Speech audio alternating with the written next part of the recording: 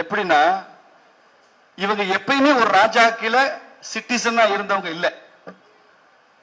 இவங்க ஒரு சாவர்னிட்டி, ஒரு இறையாண்மை உள்ள ஒரு சமுதாயமா இருந்தாங்க. The fishermen community, they were never the subject to any king in this country. எந்த மன்னனுக்கும் அவங்க பிரஜை இல்ல. அவங்க தங்களுக்கு என்று தனி ராஜ்யம் வைத்துக் கொண்டிருந்தார்கள் என்கிற உண்மையை நான் இங்கே பதிவு செய்ய விரும்புகிறேன். அதனால்தான் மன்னன் அவன் யாரா இருந்தாலும் அந்த காலனி பக்கம் போனா அங்கே போனா மன்னன் அனுமதி வாங்கி தான் போனோம். ஏன்னா அது அவங்க டெரிட்டரி கிடையாது. அப்படி ஒரு மன்னன் இருந்தா தூத்துக்குடியில, அவன் பேரு பாண்டிய பத்தின்னு பேரு. அவன் மீனவ சமுதாயத்தை சேர்ந்தவன். அங்கே பரதவர்னு சொல்றாங்க. பரதவர். மற்ற நாட்டு மீனவர்களுக்கும் பாண்டிய நாட்டு மீனவர்களுக்கும் என்ன வித்தியாசம் என்றால், பாண்டிய நாட்டு மீனவர்கள் வெறும் மீன் மாத்திரம் பிடிப்பதில்லை, முத்து எடுப்பாங்க. இங்க நீங்க எல்லாம் போய் மீன் மட்டும் பிடிச்சிட்டு வந்து பெருமையா பேசுவீங்க. நாராயணன் சொல்வார், நிறைய 10 கிலோ மீன் அள்ளிட்டு வந்துட்டேன்னு சொல்வார். அங்க அப்படி இல்ல, 10 கிலோ முத்து அள்ளிட்டு வருவான்.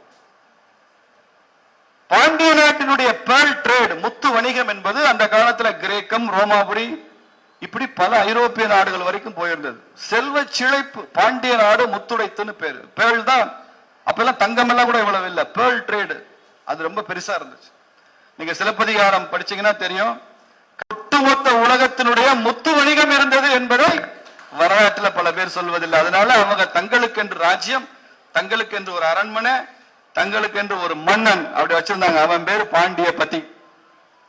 இந்த பாண்டிய பதிங்கிறவன் தான் கிங். இப்ப அந்த பகுதியில பல பேர் கிறிஸ்தவராக மதம் மாறிவிட்டாலும் கூட தங்கள் முன்னோர்களின் பெருமை தெரிந்து, இப்படி பாண்டிய பதிகள் எல்லாம் இங்கே இருந்தார்கள் என்பதை தெரிந்து, இப்ப அந்த பழைய சிஸ்டத்தை மறுபடியும் புனரமைக்க முடியுமா அப்படின்னு ஆலோசனை செய்து கொண்டிருக்கிறார்கள். மறுபடியும் பாண்டிய பதின்னு ஒருத்தரை உருவாக்கணும். கன்னியாகுமரியிலிருந்து எண்ணூர் வரைக்கும், எண்ணூர் முதல் கன்னியாகுமரி வரை மீனவ கிராமங்கள், தமிழ் மீனவர்களுடைய கிராமங்கள் இருக்கு. 40 லட்சம் பேர் இருக்காங்க. இந்த 40 லட்சம் பேரும் உண்மையை சொல்ல போனா they are the real coast guards of Indian Navy. இந்திய கடலோர பாதுகாப்பு படை. இந்திய கடலோர பாதுகாப்பு படையில ஏதோ ஒரு 40,000 வீரர்கள் இருக்காதுன்னு நினைக்காதீங்க. 40 லட்சம் மீனவர்கள் அதில் இருக்கிறார்கள். கடலோர காவல் படை இந்திய கடல் எல்லைகளை காப்பாற்றுகிறோம் இல்லை, இந்த மீனவர்கள் இருப்பதனால் தான் அது காப்பாற்றப்படுகிறது என்பதை தெரியும். இதுதான் முழு உண்மை. இவங்க மாத்திரம் அந்த கடற்கரை, இவங்க இல்லைன்னா நடக்கிறதே வேற. இதுதான் இன்டான்ஜிபிள்னு சொல்றோம். அக்கவுண்ட்ஸ்ல சொல்லுவாங்க டான்ஜிபிள் இன்கம், இன்டான்ஜிபிள் இன்கம். கண்ணுக்கு தெரிகிற வருமானம், கண்ணுக்கு தெரியாத வருமானம்னு சொல்லுவாங்க. அது மாதிரி இது intangible strength of this country. இந்த 40 லட்சம் பேர் இருக்கிறது வெளியில தெரியாது, கண்ணுக்கு தெரியாது. அதனால புரிந்து கொள்ளணும், புரிந்து கொள்ள திரும்ப திரும்ப எடுத்து சொல்லணும். அப்படிப்பட்ட ஒரு சூழலிங்க. ஆனால் என்ன நடந்தது என்பது நமக்கு தெரிய வேண்டும் என்பதற்காக சொல்லுகிறார்.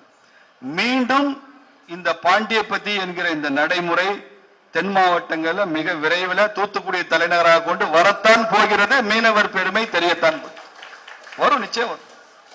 இதுல எந்த மாற்றமும் இருக்காது. அது மாதிரி இங்கே கூட வட மாவட்டங்கள்ல கூட எண்ணூர்ல இருந்து தஞ்சாவூர் டெல்டா வரைக்கும் இங்க இருக்கிற பாரம்பரியமான பெருமை என்ன?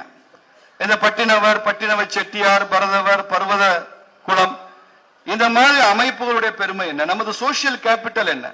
நாம் எப்படியெல்லாம் நமது முன்னோர்கள் வாழ்ந்து மறைந்திருக்கிறார்கள், என்ன தர்ம காரியங்களை செய்திருக்கிறார்கள், இதையெல்லாம் நாம அடுத்த தலைமுறைக்கு நாம் கொண்டு செல்லணும். இதை அவர்களுக்கு புரியும்படியாக சொல்லணும். ஏன்னா நான்